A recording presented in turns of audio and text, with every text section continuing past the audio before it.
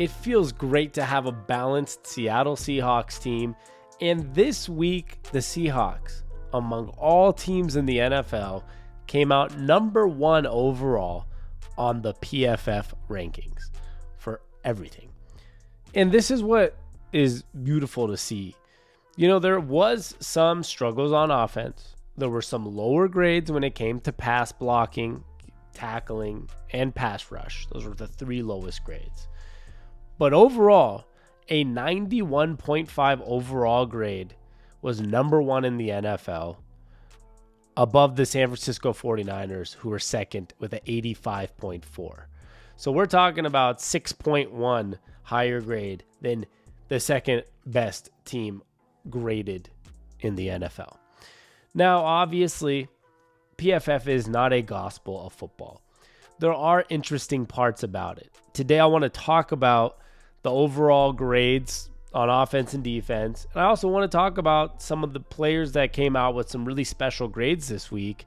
The Seahawks were the only team, I think, that had 3 players in the PFF, like all first team, like the best grade at each position. And they were the only team that had like 2 guys at the same position group to be in the top 3 or 4. So I want to talk about both of them, but there is one thing I want to start with, which is pretty crazy considering the Seahawks had the number 1 overall grade at 91.5, but they were a pretty low grade in tackling. They were a 54.2 grade in tackling, which I think put them somewhere near the 24th in the NFL, or 22nd it might have been. And that's pretty crazy if you think about it. It was 19th at 52.4. To have that bad of a grade at tackling while also having the number 1 overall combined grade in the NFL is pretty impressive.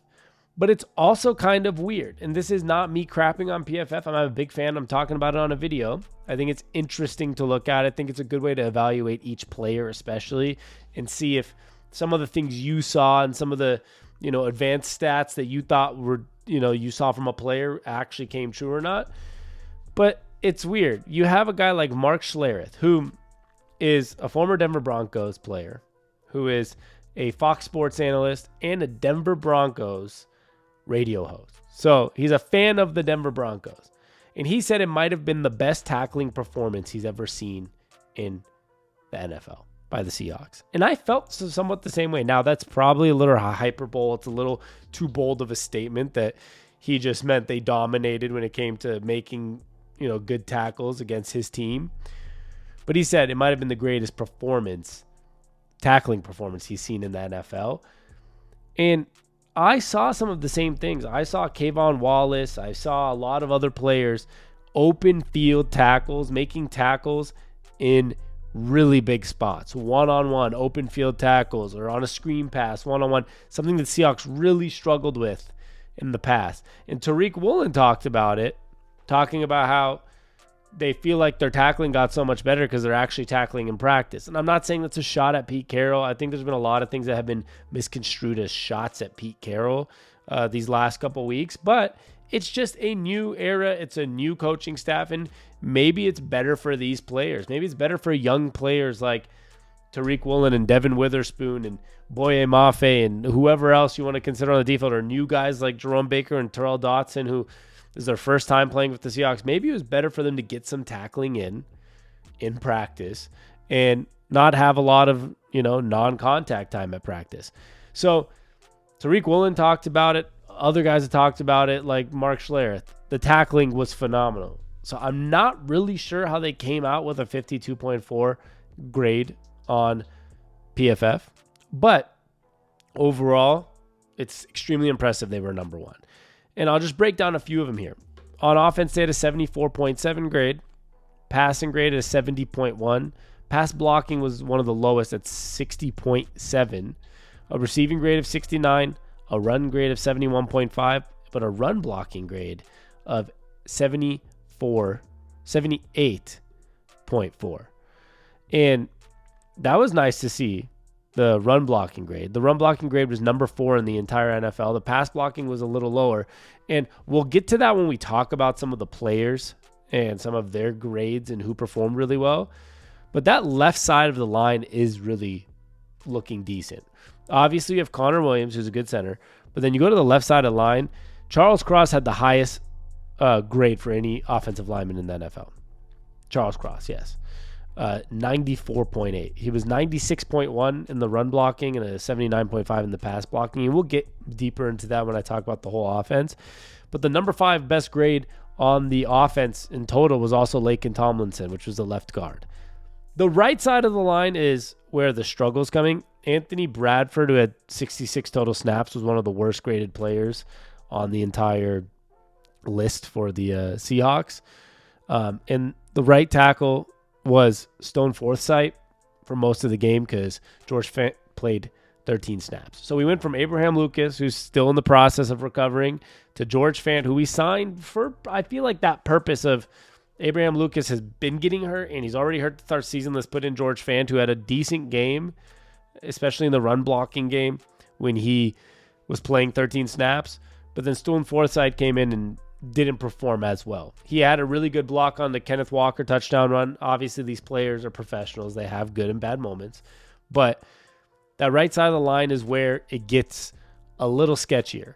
But to still come out with, the 60.7 on the pass blocking, which is not great, but then a 78.4 on the run blocking, and to still come out with the best overall grade, like I said, in the NFL as a total team, while the offense had an awful first half. Like, the offense did not look anything like you'd expect of Ryan Grubb or anything like it did the last, couple years of Geno Smith and these weapons that they have. I was shocked that despite that offense, that grade was still pretty high in total at a 74.7 for the total offense. If that line was a little bit better and Geno had a little more protection, that offense probably would have rolled a little bit earlier. This team could have had an 80 grade on offense and they have a 91 grade on defense. They could have been at like a 94 grade, probably 10 grade points better than anybody in the NFL last week overall. But with a struggling offense, we still dominated according to PFF grades, and that's where we get to the defense. The defense had a 91 overall grade, which was, of course, number 1 in the entire NFL. Well, that tells you a lot about Mike Macdonald. The Seahawks brought in defensive guru Mike Macdonald, and he showed why. There's been question marks about, are these linebackers going to be the right linebackers? There's been question marks about, a lot of the same personnel last year, and the defense wasn't great. In the last 2 years, wasn't great. Mike Macdonald came in, and I know it was against a rookie quarterback in Bo Nix, but let's not sleep on the fact that the head coach of that team is Sean Payton, and people expect him to figure it out this year and be decent. I mean, it's Sean Payton. Let's not, some coaches do lose some of their fire, but it's Sean Payton. He's a very good head coach. And Bo Nix, I think, is actually going to be a decent quarterback in this league.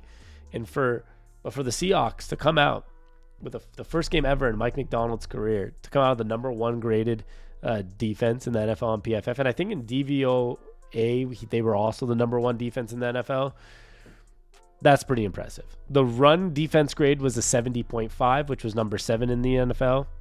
The pass rush grade was number 13 at 64.2, number 13 in the NFL. Tackling grade was 19th in the NFL, which we talked about, which I think that grade is wrong at a 52.4. It's another piece that, how high would the Seahawks grade be if some of these, like tackling was a little higher and that pass blocking was a little higher?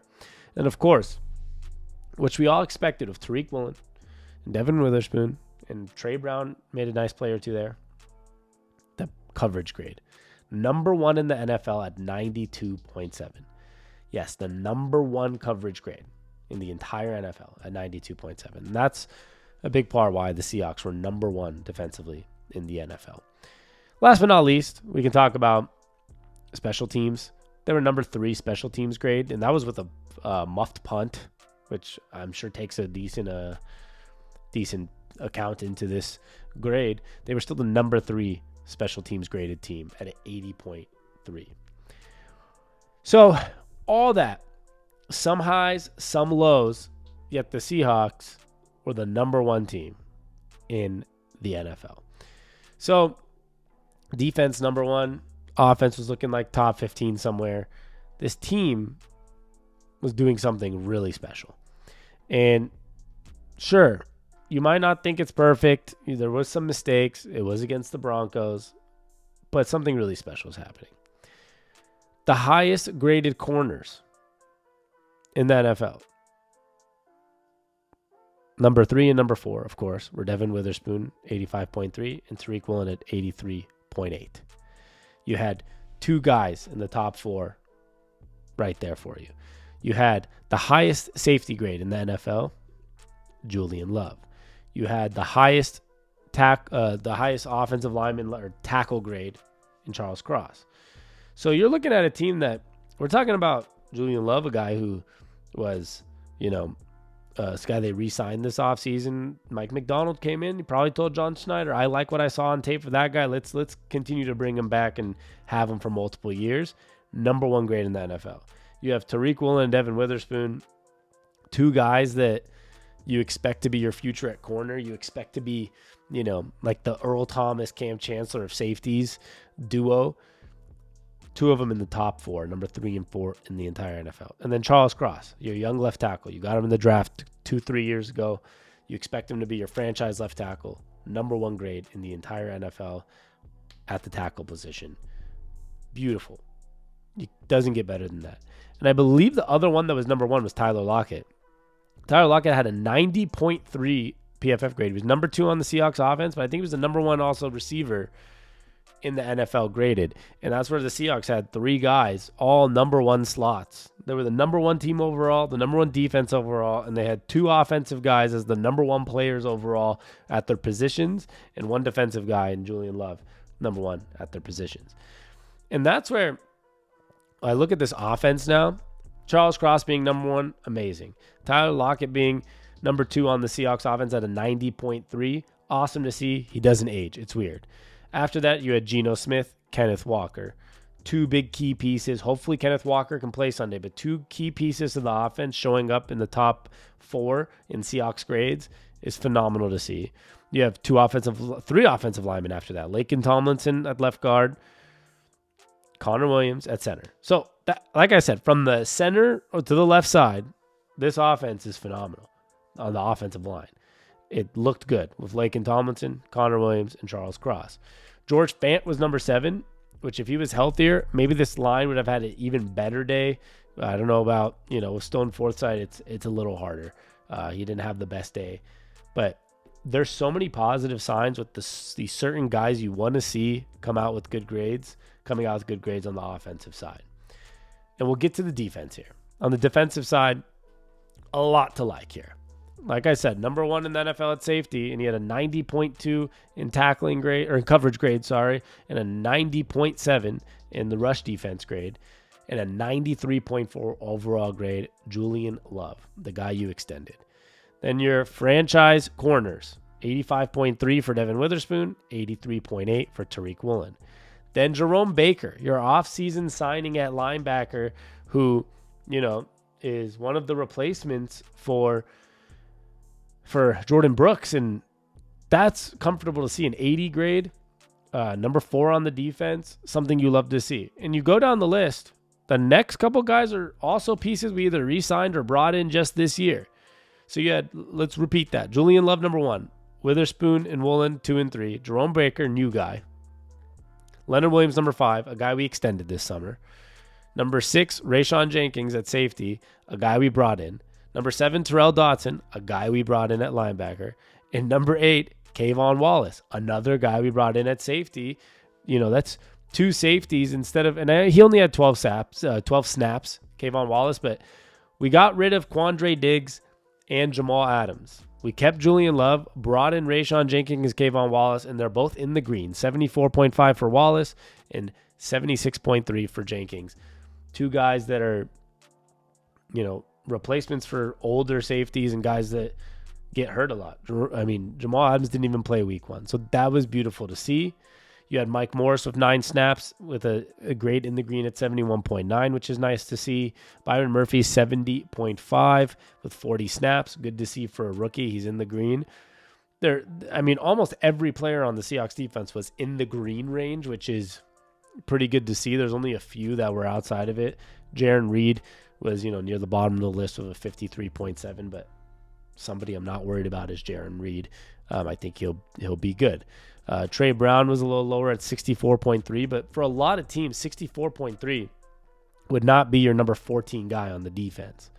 And that's why it feels good to see. I mean, offensively, that puts you in the top 10. Offensively, the 62.6 grade for DK Metcalf put him at 8th. I mean, everyone on the defense performed pretty good, despite a few couple guys that didn't. And a couple of those guys were guys that also didn't get many snaps. So overall, when you look at the grading, you look at what the Seahawks did defensively, it was stellar. We're talking about 14 guys in the green range on PFF, and then like 4 or 5 guys in the yellow to orange. Nobody in the red in grades. You're literally 12 guys having high level, really good games. And a few of them with elite games, like Julian Love, Tariq Woolen, Devin Witherspoon, Jerome Baker was close to having an elite game there too. And on the offensive side, 2 guys specifically had elite games, obviously, Charles Cross and Tyler Lockett, number 1 at their positions in the NFL. And a lot of other guys that performed well. It was good to see Connor Williams. Good to see Laken Tomlinson up there. Overall, everything's building the right way. Now, the biggest concern going into Sunday, which I will do a video on the game coming up on Sunday, on Friday or Saturday. You'll see it here on this YouTube channel. The biggest concerns are, one of the reasons the offense stayed alive despite struggling early last week was Kenneth Walker, the running back, who did not practice all the way through today on Thursday when I'm recording this. And he's a big piece of that offense. So we might have to be going with Kenny McIntosh and Zach Charbonnet as like the 2 lead backs on Sunday if he does not practice by tomorrow. I mean, and they're taking off right tomorrow, Saturday morning, that means probably he's not playing. And George Fant, same thing at right tackle. He has not practiced. He was out today on Thursday. The other updates is Pharaoh Brown was still out. I expect him to miss another week or 2, potentially, maybe 1 more week. That foot injury, they said, could be 2 to 4 weeks. And then Uchenna Nwasu was the last guy, and he's already listed out for Sunday. So overall, the injury report's fine. Pharaoh Brown, you can live without it right now because you have Noah Fant, and you knew he was kind of going to be banged up for a few weeks. Abraham Lucas was on the IR, so you know he's going to be out for 3 more weeks at least. The 2 guys, though, that were the biggest concern on that list is George Fant and Kenneth Walker, and it's not looking great. But if they can somehow play, it could really change what we have coming Sunday. But I think regardless against this Patriots team, if that defense plays the same way, we're playing Jacoby Brissett. They do have a good running back in Stevenson, and you know, they figured out a way to beat the Bengals on the road last week. But I feel like if that defense comes out like they did last Sunday, the number 1 defense in the NFL, you should be able to beat that Patriots team. And that offense, trust me, I think they'll play more like they did the later in the game than they did early in the game. Ryan Grubb offense, Geno Smith's a veteran, 3 good wide receivers, good tight ends, a good running back. Even if Kenneth Walker can't make it, Zach Charbonnet is not a bad option to have as a backup running back. A lot of teams would be lucky to have him as their backup running back to play in these one-off games as the starter if needed. So overall, extremely impressed. I'm not going to live or die off PFF stats. I just think it's an interesting way to break down a video and kind of look at what, outside of opinions, what do some advanced numbers say? And some trusted advanced numbers. I'm not, like I said, it's not the gospel, but a lot of people rely on a lot of PFF numbers, look at it as important metrics towards how good of a player or how good of a year they're having. So it's an interesting way for me to look at these numbers and break it down. And like I said, I'll be back either tomorrow or Saturday to talk about the Seahawks matchup against the Patriots in depth. Hopefully we get another win. If we can start off 2-0 in the Mike McDonald era, it would be a special way to start for him, for Seahawks fans, and for these players, with some tougher games coming up after that. So this would be a great way to kick off the season. And I appreciate any love or support on these videos. It means the world to me when you guys comment, like, subscribe, watch. I mean, any comments, anytime I get some nice comments, I have some nice comments in the last video telling me that they love the channel. These mean the world to me. It really motivates me to do more videos, and I appreciate the support. If you want to watch our podcast, me and my brother do a podcast at Seattle ONTAP. Links in the description. It's here on YouTube and on all audio platforms. We'll be kind of, now that the season's kicking off, we'll be doing 2 or 3 a week here moving forward, and we also do some Mariners, some Huskies, Sonics when they come back, which inside information should be announced this coming NBA season, hopefully, is what I've been hearing from some trustworthy sources. So Seattle sports fans, get to Seattle ONTAP to support, and you can see the links in my description for my other social medias. And I have a page here on YouTube called Stuff with Sammy, where I'm going to be doing daily vlogs, just showing my life behind the scenes for fun, just a creative outlet for me. So any support there would mean the world as well. I love y'all. I'll be back soon, and thank you for all the support. It means a lot to me, and go Hawks. Peace.